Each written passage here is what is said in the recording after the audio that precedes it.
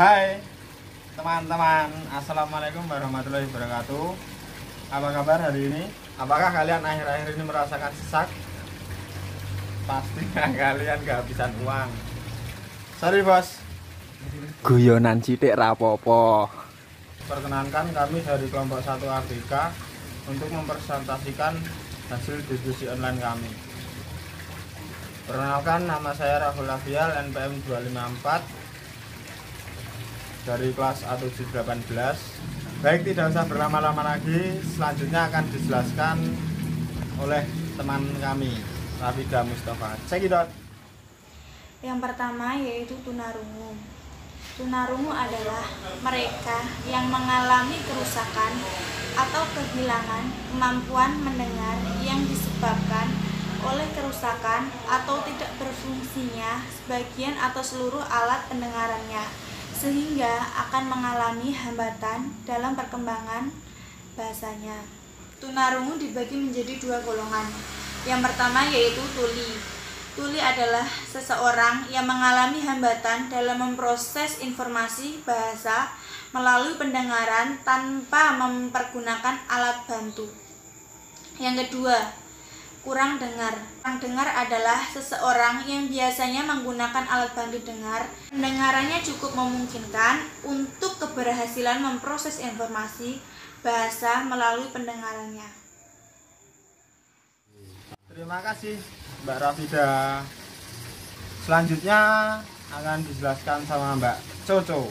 Kenalkan, nama saya Curnilia Juniati, NPM 140. Saya akan menerangkan tentang macam-macam faktor tunarungu dari Somat dan Hermawati 1995 halaman 32 sampai 34. Yang pertama yaitu faktor dalam diri anak, meliputi 1 faktor keturunan yang dimana kedua orang tuanya salah satunya penderita tunarungu, itu hanya 30-60%.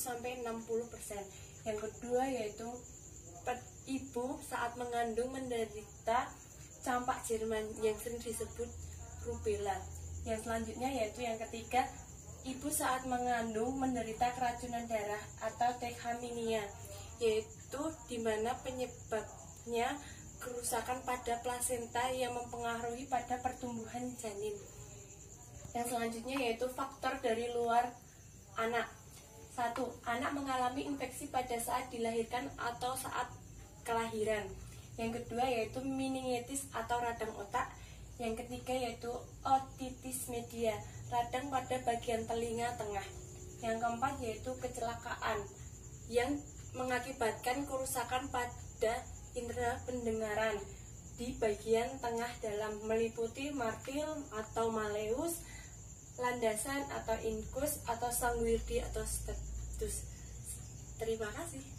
Terima kasih Mbak Coco. Selanjutnya Mbak Dinda. Materi selanjutnya yaitu faktor yang mempengaruhi penyandang tunarungu memiliki masalah dalam penyesuaian sosial. Menurut Solihatun ada 3 faktor. Yang pertama yaitu pengaruh keluarga, yang kedua yaitu pengaruh lingkungan, yang ketiga yaitu penolakan terhadap dirinya sendiri. Nah, yang pertama yaitu pengaruh keluarga. Jadi, pihak keluarga tersebut khawatir akan terjadinya suatu penolakan terhadap anaknya yang tunarungu dengan lingkungan sekitarnya. Jadi, adanya hambatan mereka untuk meraih cita-cita dalam dunia pendidikan. Yang kedua yaitu pengaruh lingkungan. Jadi, penyandang tunarungu tersebut sulit untuk melakukan suatu interaksi atau sosialisasi dengan lingkungan sekitar. Mereka tidak lepas dari suatu ejekan, hinaan, dan dijauhi oleh orang-orang lain. Yang hal tersebut dapat menghambat mereka untuk penyesuaian sosial. Yang terakhir yaitu penolakan terhadap dirinya sendiri. Jadi, mereka cenderung lebih suka bergaul dan berinteraksi dengan sesama penyandang tunarungu. Penyandang tunarungu tersebut memiliki rasa iri, minder, dan tidak mudah untuk berinteraksi dengan orang normal.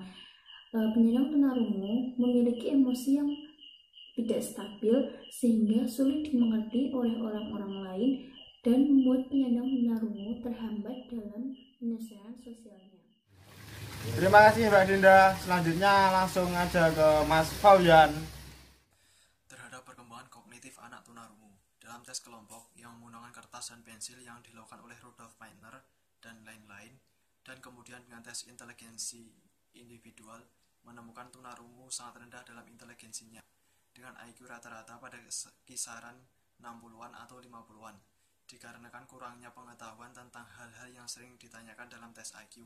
Tetapi skor tersebut belum tentu mencerminkan kapasitas individu tunarungu yang sesungguhnya bila masalah bahasanya bisa diatasi.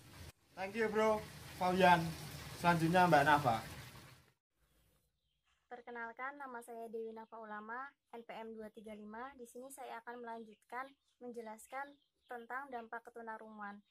Jadi selain berdampak di perilaku dan kognitifnya, anak tunarungu ini juga berdampak pada perkembangan sosial anak tunarungu, perkembangan bahasa anak tunarungu, dan juga perkembangan emosi anak tunarungu. Yang pertama, dampak ketunarunguan terhadap perkembangan sosial anak tunarungu.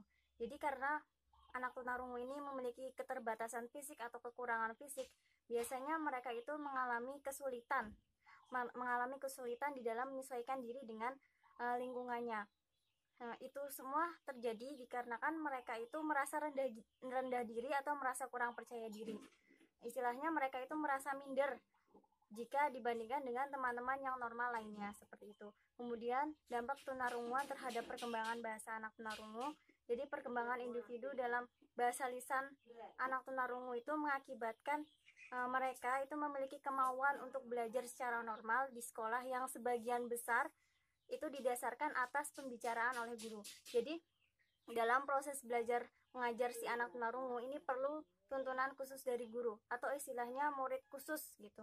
Murid khusus. Jadi dalam proses belajar mengajar dia tidak bisa dibiarkan belajar sendiri seperti itu. Adapun kendalanya dalam proses belajar mengajar anak tunarungu ini ada di membaca dan menulis seperti itu. Kemudian dampak ketunarunguan terhadap perkembangan emosi anak tunarungu.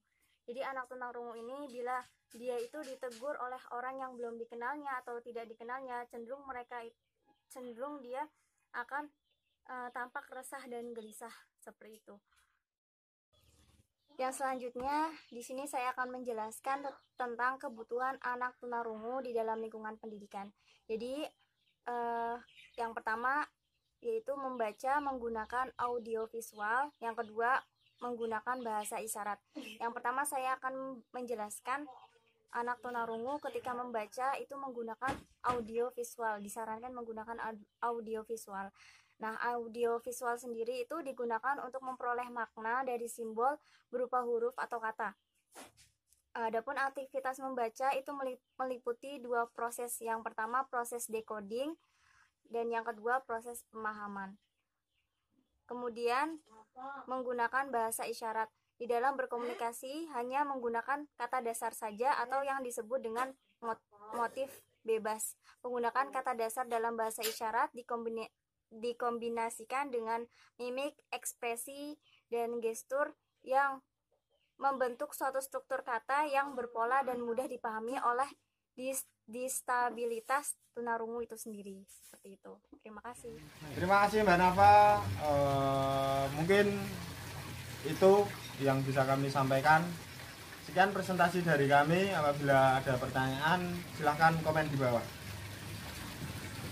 Ojo akeh dap. Aku ndak mumet jawab. Wassalamualaikum warahmatullahi wabarakatuh.